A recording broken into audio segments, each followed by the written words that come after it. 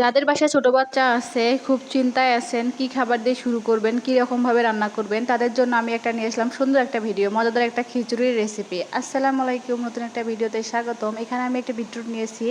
Beetroot দিয়ে আজকে আমি খিচুড়িটা রান্না করব।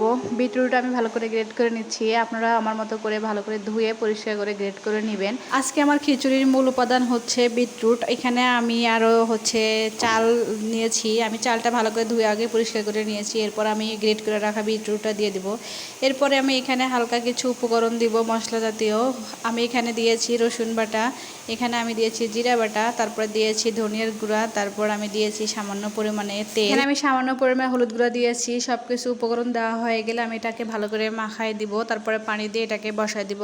এটাকে আমি প্রায় আধা ঘন্টার মধ্যে সিদ্ধ করে নিব। এই তো আমার রেসিপিটা রেডি হয়ে গেছে। দেখতে পাচ্ছেন কত সুন্দর একটা কালার চলে আসছে। আপনাদের বেবিদের বয়স যার 6 মাস পূর্ণ হয়েছে তারা চাইলে এই খাবারটা দিয়ে শুরু করতে পারেন। ধন্যবাদ সবাইকে আমার ভিডিও দেখার জন্য।